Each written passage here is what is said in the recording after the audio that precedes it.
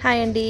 నేను ఈరోజు మీకెవరికి తెలియని ఒక పచ్చడి చేసి చూపిస్తాను. అదే తోటకూర ఆవకాయ నిలవ పచ్చడి అండి. ఇది నేను మార్కెట్ నుండి తోటకూర తెచ్చుకున్నాను. ఇదంతా కలిపి 20 రూపాయలండి.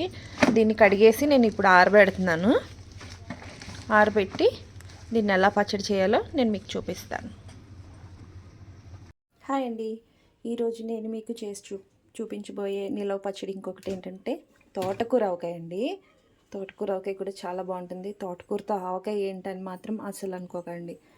మీ అందరికీ పుదీనా, కొత్తిమీర, గోంగూర పచ్చడి తెలుసు, కానీ మీకు తెలియంది తోటకూర ఆవకాయ కూడా నేను ఈరోజు మీకు నిలవ పచ్చడి చూపిస్తాను. దానికి మెయిన్గా కావాల్సింది తోటకూర కడిగేసి చక్కగా ఆరబెట్టుకున్నానండి. ఎందుకంటే నిలవ ఉండాలి కదా, మనకి తడి ఉండకూడదు. ఇందులోకి పులుపుకి చింతపండుకి నిమ్మకాయకి బదులుగా మామిడికాయ కావాలండి. మామిడికాయ తీసుకున్నాను. మామిడికాయనైతే మెత్తగా తురిమేసుకోవాలన్నమాట. ఇంకా లాస్ట్లో తాలింపు కదా, వెల్లుల్లి, జీలకర్ర, కరివేపాకు, ఆవాలు, ఎండుమిరపకాయలు, ఇదైతే తాలింపుకి. ఇంకా ఉప్పు, పసుపు, కారం ఇవి కూడా కావాలండి. ఎలా అన్నది నేను మీకు చూపిస్తాను. చూడండి, తోటకూర అంతా కూడా దానిలో ఉన్న వాటర్ అయిపోయి మనం వేసిన ఆయిల్ మొత్తం బయటకు వచ్చింది మళ్ళీని. అంటే ఇది బాగా వేగిందని అర్థం. ఇప్పుడు దీన్ని ఒక బౌల్లోకి తీసేసుకుందాం.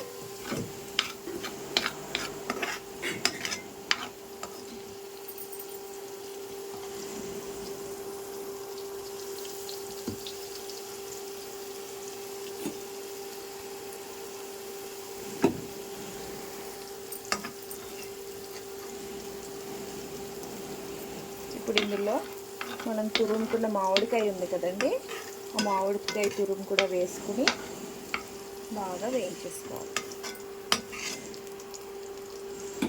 కొద్దిగా ఆయిల్ యాడ్ చేస్తున్నాను ఇప్పుడు.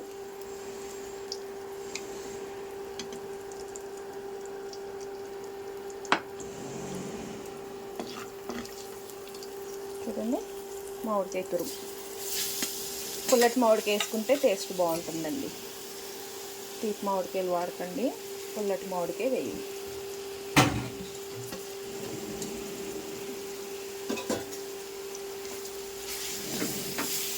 ఇప్పుడు ఈ మామిడికాయ తురుము కూడా ఈ ఆయిల్లో బాగా వేగిపోవాలి. అంటే పచ్చి ఉండకూడదు.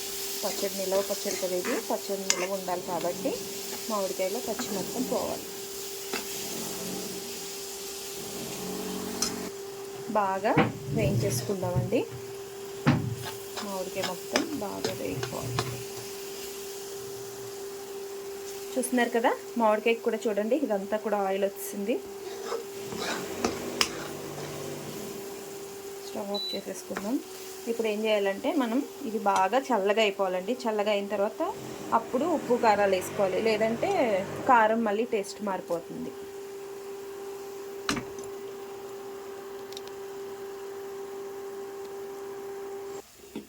ఇప్పుడు ఈ మామిడికాయ తురుముని ముందుగా మనం తోటకూర వేయించుకున్నాం కదండి, ఇందులోకి తీసేస్తున్నాను.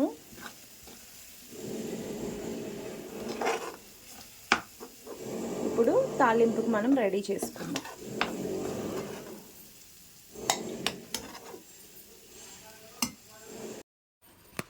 ఒక విషయం గుర్తుపెట్టుకోండి, తోటకూర ఇంకా మామిడికాయ తురుము బాగా చల్లారిన తర్వాత మాత్రమే మనం ఉప్పు కారాలు వేసుకోవాలి. పచ్చడిలోకి మెంతిపిండి వేసుకుందాం. ఫస్ట్ కొంచెం కారం వేసుకున్నాను కాబట్టి, ఫస్ట్ కొంచెం సాల్ట్ వేసాను కదండి, చూసుకుని అడ్జస్ట్ చేసుకుని వేసుకోవాలన్నమాట సాల్ట్. నెక్స్ట్ కారం వేస్తున్నాను. 4 స్పూన్లు వేసానండి.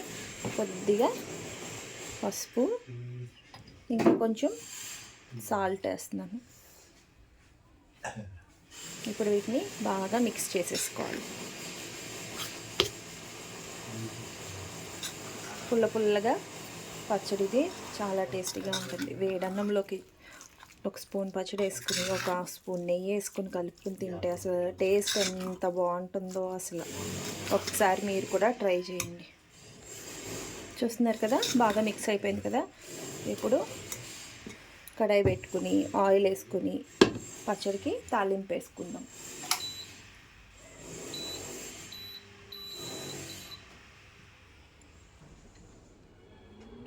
ఎక్కువ ఆయిల్ ఏం పట్టదండి, ఎందుకంటే ఆల్రెడీ అవన్నీ వేగిపోయినాయి కదా. ఆయిల్ హీట్ ఎక్కిన తర్వాత తాలింపు కరివేపాకు, వెల్లుల్లిపాయ, జీలకర్ర, ఎండుమిరపకాయలు, ఆవాలు ఇవన్నీ తాలింపు వేసుకుందాం.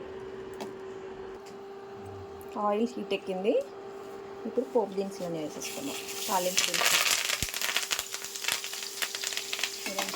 ఆయిల్ బాగా ఎక్కితే, ఆయిల్ బాగా హీట్ అయితే చుట్టుపక్కల ఆడతాయి కరివేపాకు. ఇప్పుడు తాలింపు బాగా వేగిపోవాలి.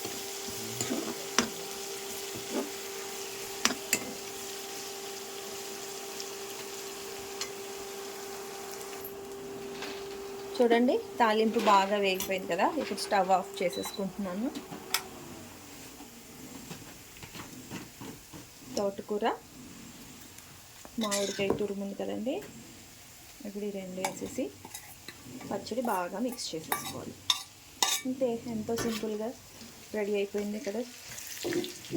ఎక్కువ టైం తీసుకోదండి. ఆకుకూరలు పచ్చళ్ళు ఏవైనా సరే చాలా ఫాస్ట్గా అయిపోతాయి అండ్ నిలవ కూడా ఉంటుంది, ఎందుకంటే మనం నూనెలో వేయించుకున్నాం కదా. చూడడానికి ఎంత కలర్ఫుల్గా ఉంటుంది. తాలింపులో వేయగానే పచ్చడి అసలు మంచి స్మెల్ కూడా వచ్చేస్తుంది. చూడండి, ఎంతో టేస్టీగా ఉండే తోటకూర మామిడికాయ పచ్చడి రెడీ. ఈ రెసిపీ మా పిన్నిదండి. పిన్ని, సుజాత పిన్ని, ఈ వీడియో మీకే డెడికేట్ చేస్తున్నాను.